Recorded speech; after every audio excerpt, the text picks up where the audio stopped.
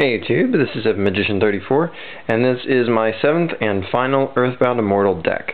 And it's based off of what is widely considered to be the worst of the Earthbound Immortals. It's based on Earthbound Immortal Wiraqocha Rasca. And if I'm not pronouncing that correctly, too bad. It's got 100 base attack, and anytime it's normal summoned, not tribute summoned mind you, but normal summoned, you can return up to 3 other cards you control to your deck, and then discard that many cards from your opponent's hand, and this thing gains 1,000 attack for each one. So, theoretically, he's actually the biggest Earthbound Immortal there is. But you can't pitch cards that aren't in your opponent's hand, so he only gets to 31 if your opponent has 3 cards, and that's if you're bouncing 3 cards from your field to your deck. He can be really good, he cannot be, and his returning stuff to your deck isn't necessarily a handicap. And actually, in the process of building this deck, I actually got pretty excited about it, and it looks pretty fun. So what looked originally like it was probably the worst Earthbound Immortal, now is a deck that actually I'm pretty excited to try, and I hope you do too, because, let's face it, if you actually kill somebody with this guy, it's exciting.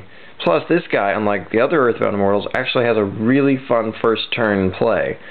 Even if you're going first, it doesn't have to attack to make it work.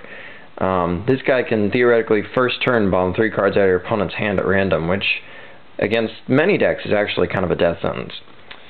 Another neat trait about Wiraqocha Rasca, you can Sangan for it because it's 100/100. It's not one of those question mark cards. So yes, you can Sangan for him, and while we're at it, many things in this deck. This may look a lot like the first Earthbound Immortal deck I posted actually, because it's based on plants, but we are going kind of a different direction this time. 2 Lone Fires. We're also running 3 Gigaplant. Basically, we're running this guy because we've got Mausoleum, and there are a lot of good recyclables and good synchros and whatnot. So, Gigaplant is also one of the few big plants, to be honest with you. Titaniel, Princess of Camellias, and she's getting a reprint too in the next gold set. Dandelion, good card to tribute and make tokens and whatnot, which are also good tribute fodder. Glow Up Bulb. Spore. And our premier 2-star of choice is going to be Cherry in Mado. Good reanimation, good for stealing things, so on and so forth. Just a good card. Quickly fills up the field, gets you more tribute fodder.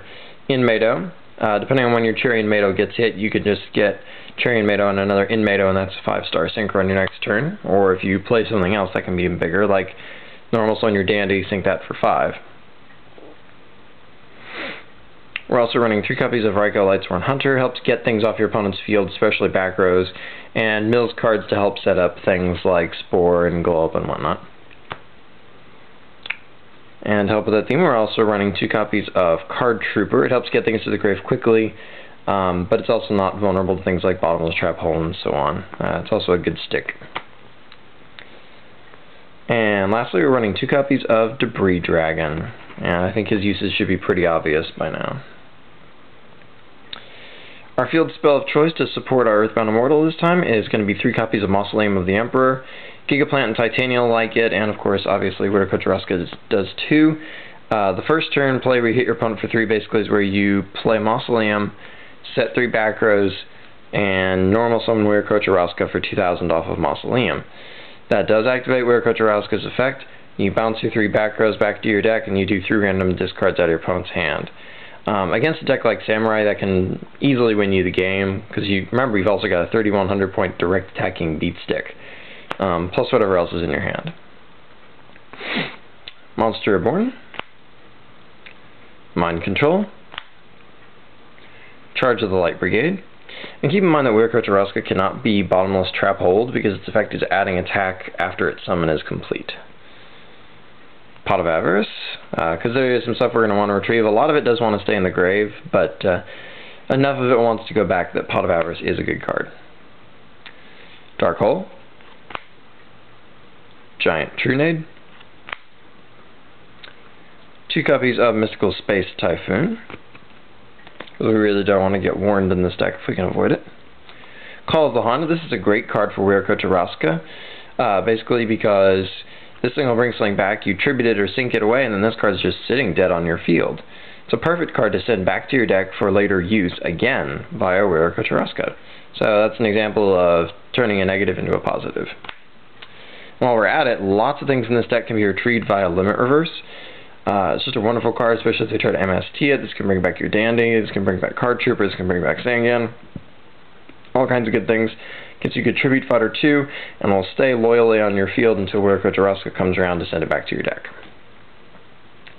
We also run Torrential Tribute. So a lot of your things don't mind being destroyed as much as your opponents. And 2 Bottomless Trap Hole. We don't run Warning basically because we're already paying enough life points to Mausoleum of the Emperor. We don't need to be paying anymore. Okay, we're running 1 copy of Shooting Star Dragon, and we're running that because we are running 1 Formula Synchron. So you can get it via Dandelion tokens. I'm putting Mistworm in the list here, but this can be Trishula, but because of the fact that Trishula is still a little bit difficult to get right now, I'm putting Mistworm on the list for most of us, but this can easily be a Trishula, and that's very good indeed. Also, we're running 2 copies of Stardust Dragon. Still a very good 8-star target, and of course he goes to Shooting Star. Scrap Dragon. Red Dragon Arcfiend. Remember, Debris only gets dragons, plus this is just a really good monster anyway. We're also running 2 copies of Black Rose Dragon. And our other 7-star is Scrap Arcfiend, basically just a big beat stick. Feel free to run a 3rd Black Rose if you prefer. I just got this guy because he's a little more muscly. Bryanak, Dragon of the Ice Barrier. Kyanite, the Force of Earth. Because if you Debris Dragon, you might want to be able to overcome a 2,500 point target. And this is just a good alternative. You've only got the 1 Arcfiend, and this is a good 6-star version of that. So you get the idea. Iron Chain Dragon, because Debris needs a target. If I was mentioning that for Kyanite, I'm wrong. Never mind. Ally of Justice Cataster, good 5-star target, which obviously Charian Mato leads into. Magical Android.